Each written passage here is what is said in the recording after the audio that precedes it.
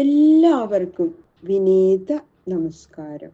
ശ്രീമദ് ഭാഗവതം ദശമസ്കന്ധ ഉത്തരാർത്ഥം അധ്യായം 71 ശ്ലോകം 24 വരെ ഭഗവാന്റെ ഇന്ദ്രപ്രസ്ഥ യാത്ര ഗംഭീരമായിട്ട് ഇതാ വർണ്ണിക്കുന്നു. 16,108 ഭാര്യമാരോടും അവരുടെ പുത്രന്മാരോടും അവരുടെ കുട്ടികളോടും അവരുടെ എല്ലാം ദാസിമാരോടും ദാസന്മാരോടും കൂടി അങ്ങനെ വളരെ ചുരുക്കം പേര്. ഭഗവാന്റെ അച്ഛനും അമ്മയും അവർക്ക് കാവലായിട്ട് ബലരാമസ്വാമി അവിടെ നിൽക്കുന്നുണ്ട് ദ്വാരകയില്. ബലരാമസ്വാമിയാണ് ഭഗവാന്റെ അസാന്നിധ്യത്തില് ദ്വാരകയില് ഭരിച്ചുകൊണ്ടിരിക്കുന്നത്. ബാക്കി എല്ലാവരും അങ്ങനെ ഒഴുകാണ്. സമുദ്രം കര കവിഞ്ഞ് ഒഴുകുമ്പോ എങ്ങനെ ഉണ്ടാവും അതുപോലെയാണെന്നാണ് വർണ്ണന. അതിഗംഭീരമായിട്ടുള്ള യാത്ര. അവർക്ക് ഇത്രയും നാള് താമസിക്കുന്നതിനുള്ള എല്ലാ സാധന സാമഗ്രികളോടും ആഭരണങ്ങള് വസ്ത്രങ്ങൾ എല്ലാം വേണമല്ലോ. എല്ലാം കൂടിയിട്ടാണ് അനേകം കുതിരകളും ആനകളും ഗംഭീര ഘോഷയാത്ര ദ്വാരകയിൽ നിന്ന് ഡൽഹിയിലേക്ക്. കൃഷ്ണായ വാസുദേവായ ഹരയേ പരമാത്മനെ പ്രണതക്ലേശനാശായ ഗോവിന്ദായ നമോ നമഃ. യോന്തപ്രവിശ്യ മമ വാചമിമാം പ്രസുപ്താം സഞ്ജീവയത്യഖിലശക്തിധരസ്വധാംനാ അന്യാംശ്ച ഹസ്തചരണശ്രവണത്വഗാദീൻ പ്രാണാൻ നമോ ഭഗവതേ പുരുഷായ തുഭ്യം. ഓം നമോ ഭഗവതേ വാസുദേവായ. ഓം നമോ ഭഗവതേ വാസുദേവായ. ഓം നമോ ഭഗവതേ വാസുദേവായ. ശ്ലോകം 16. നരോഷ്ട്രഗോ മഹിഷഖരാശ്വതര്യന കരേണുഭി പരിജനവാരയോഷിത സ്വലംകൃതാ കടകുടികമ്പളാംബരാദി ഉപസ്കരായയു അധിയുച്ച സർവദാ. ദാസികളും വാരസ്ത്രീകളും അവരുടെ വസ്ത്രങ്ങള്, കമ്പളങ്ങള്, പടഗൃഹങ്ങള്, കൂടാരങ്ങള് മുതലായ സാധനങ്ങള് കാള, കോവർക്കഴുത, പിടിയാന മുതലായവയുടെ മുകളിൽ വെച്ച് കെട്ടി മനുഷ്യരെടുത്ത് നടക്കുന്ന വാഹനങ്ങളിലും ഒട്ടകങ്ങളിലും കാള, പോത്ത്, കോവർക്കഴുത മുതലായ വഹിക്കുന്ന വാഹനങ്ങളിലുമായിട്ട് അങ്ങനെ ഗംഭീരമോടിയോട് കൂടിയിട്ടാണ് പുറപ്പാട്. ബലം ബൃഹധ്വജപട ഛത്രചാമരേർവരായുധാഭരണ കിരീടവർമ്മഭി ദിവാംശുഭിസ്തുമുലരവംബഭൗരവേ യഥാർണവ ക്ഷുഭിതതിമിംഗിലോർമിഭി.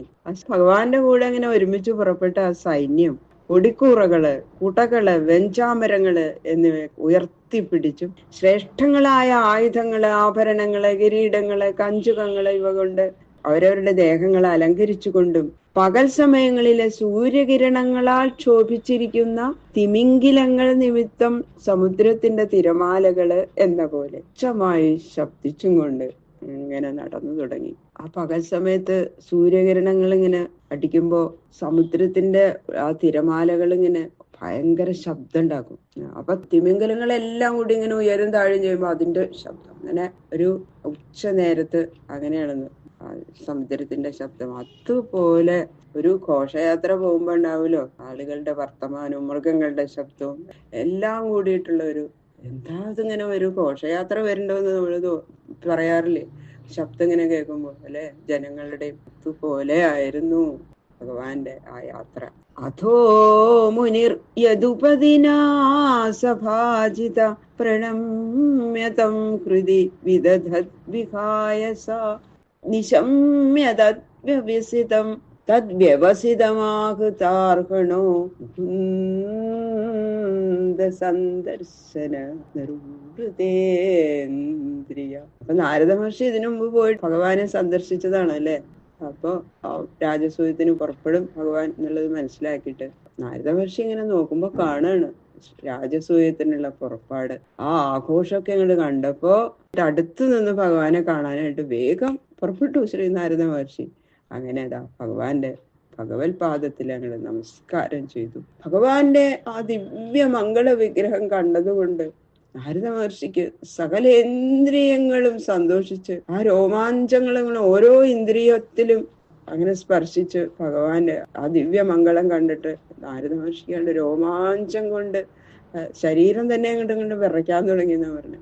അങ്ങനെ പരമാനന്ദഭരിതനായിട്ട് സന്തോഷാശ്രുക്കള് ഒഴിച്ചുകൊണ്ടാണ് ഭഗവാന്റെ ആ ദിവ്യ പാദങ്ങളിൽ അങ്ങോട്ട് നമസ്കരിച്ചു. ഇനിയും ഇനിയും ഈ ആനന്ദം സ്ഫുരിക്കണം എന്നുള്ള ആഗ്രഹത്തോടു കൂടി ദിവ്യമൂർത്തിയെ തന്നെ ഹൃദയത്തിൽ അങ്ങനെ ധ്യാനിച്ചുകൊണ്ട് ആകാശത്തിൽ കൂടി ഇങ്ങനെ സഞ്ചരിച്ചു എന്ന് പറയുന്നത് നാരദ മഹർഷി.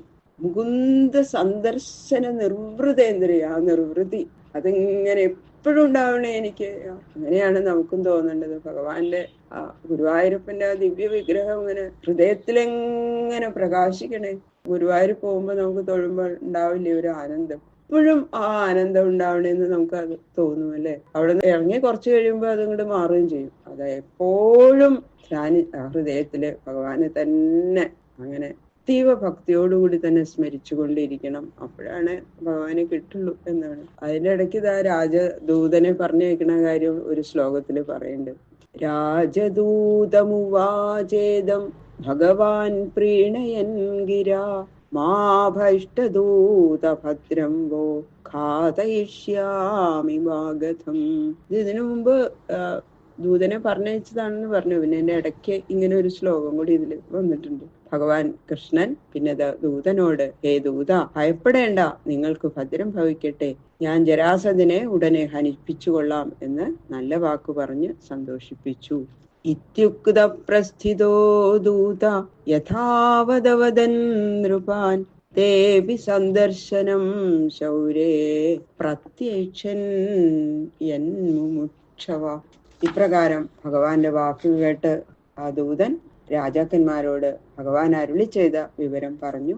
ജരാസന്ധൻ ചെയ്തിരിക്കുന്ന ബന്ധനത്തിൽ നിന്ന് വിട്ടുപോവാൻ ആഗ്രഹിച്ചുകൊണ്ടിരിക്കുന്ന ആ രാജാക്കന്മാര് ഭഗവാന്റെ സന്ദർശനം എപ്പോഴാണാവോ ഭഗവാൻ വരിക, എപ്പോഴാണാവോ ഭഗവാൻ വരിക എന്നിങ്ങനെ ഭഗവാന്റെ സ്വരൂപം തന്നെ ധ്യാനിച്ചുകൊണ്ടിരുന്നു. ഭഗവാന്റെ സ്വരൂപം ശരിയായി കാണുമ്പോൾ മാത്രമേ ബന്ധനമോക്ഷം സിദ്ധിക്കുള്ളൂ എന്നും ഭഗവാന്റെ ദിവ്യമംഗള സ്വരൂപം കാണണമെങ്കിൽ നിരന്തരം ധ്യാനം വേണമെന്നും അതാണ് അതിന്റെ അർത്ഥം.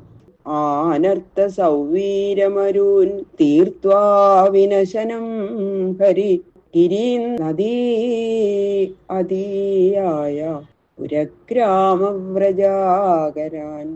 ഭഗവാൻ ശ്രീകൃഷ്ണൻ ആനർത്ഥം, സൗവീരം മുതലായ രാജ്യങ്ങളെയും മരുഭൂമികളെയും ഒക്കെ കടന്ന് കുരുക്ഷേത്രത്തിലെത്തി. അവിടെ നിന്നും പുറപ്പെട്ട് പർവ്വതങ്ങള്, നദികള്, പട്ടണങ്ങള്, ഗ്രാമങ്ങള്, ആഭീര നിവാസ സ്ഥാനങ്ങള്, സ്വർണം മുതലായ ലോഹങ്ങൾ എടുക്കുന്ന വലിയ ഖനികള്, ഇവയൊക്കെ ഓരോന്നായി കടന്ന് പോയി ഭഗവാന്റെ ഘോഷയാത്ര. തതോ ദൃഷത്വതീം തീർത്വാ മുകുന്ദോധ സരസ്വതീം പാഞ്ചാലാനധമസ്യാംശ്ച ശക്രപ്രസ്ഥമധാഗമത്. അവിടെ നിന്ന് മുകുന്ദൻ ദൃഷദ്വതി നദിയെയും സരസ്വതി നദിയെയും കടന്ന് പിന്നെ പാഞ്ചാല രാജ്യങ്ങള്, മത്സ്യരാജ്യങ്ങള് ഇവയെല്ലാം കടന്ന് ഇന്ദ്രപ്രസ്ഥത്തിൽ എത്തി. തമുപാഗതമാകർണ്യ പ്രീതോ ദുർദർശനം നൃണാം അജാതശത്രുർനിരകാൽ സോപാധ്യായ സുഹൃവൃത. ഭഗവാനെ എല്ലാ മനുഷ്യർക്കൊന്നും കാണാൻ സാധിക്കില്ല. അങ്ങനെ ദുർലഭ ദർശനായിരിക്കുന്ന ഭഗവാൻ തന്റെ രാജധാനിയിലേക്ക് ഇങ്ങനെ വരുന്നതായിട്ട് അറിഞ്ഞപ്പോ ധർമ്മപുത്രർക്ക് അങ്ങനെ വളരെ സന്തോഷായി. ഭഗവാൻ വരണ്ടെന്ന് അങ്ങോട്ട് അറിഞ്ഞപ്പോ കൊട്ടാരത്തിൽ നിന്നാണ് പുറത്തു ചെന്ന് എതിരേറ്റ് കൂട്ടിക്കൊണ്ടുവരാനായിട്ട് ബന്ധുക്കളോടും സ്നേഹിതന്മാരോടും ഉപാധ്യായനോടും കൂടി ചേർന്ന് അങ്ങോട്ട് പുറപ്പെട്ടു. ഗീതവാദിത്രഘോഷേണ ബ്രഹ്മഘോഷേണ ഭൂയസ അഭ്യയാസ ഹൃഷീകേശം പ്രാണമിവാദൃത. പാട്ട്, വാദ്യം, വേദാധ്യയനം എന്നിവയുടെ മഹത്തായ ഘോഷത്തോടുകൂടി ധർമ്മപുത്രര് ഇന്ദ്രിയങ്ങളുടെ പ്രേരകനായിരിക്കുന്ന മുഖ്യപ്രാണനെ ഇന്ദ്രിയങ്ങൾ എങ്ങനെയാണ് അനുഗമിക്കുന്നത് അതുപോലെ സർവേന്ദ്രിയ പ്രേരകനായിരിക്കുന്ന നിയന്താവായ ശ്രീഹരിയെ ആദരപൂർവം എതിരേറ്റ് ഗമിച്ചു. അതെ, എത്രയോ കാലമായിട്ട് ഇങ്ങനെ കാണാൻ കൊതിച്ചിരിക്കുകയാണ് ശ്രീകൃഷ്ണ ഭഗവാനെ ധർമ്മപുത്രർ. അങ്ങനെ കണ്ടപ്പോ ദാ ഓടിച്ചെന്ന് സ്നേഹം കൊണ്ട് കെട്ടിപ്പിടിച്ച്, ആ സ്നേഹാധിക്യ നിമിത്തം അങ്ങനെ അശ്രുപൂർണ നയനങ്ങളോട് കൂടി ചെന്ന് ഭഗവാനെ അങ്ങനെ ആലിംഗനം ചെയ്ത് കൂട്ടിക്കൊണ്ടുവരണു. ബാക്കിയുള്ള ശ്ലോകങ്ങള് നാളെ നോക്കാം. സർവത്ര ഗോവിന്ദ നാമ സങ്കീർത്തനം, ഗോവിന്ദ ഗോവിന്ദ.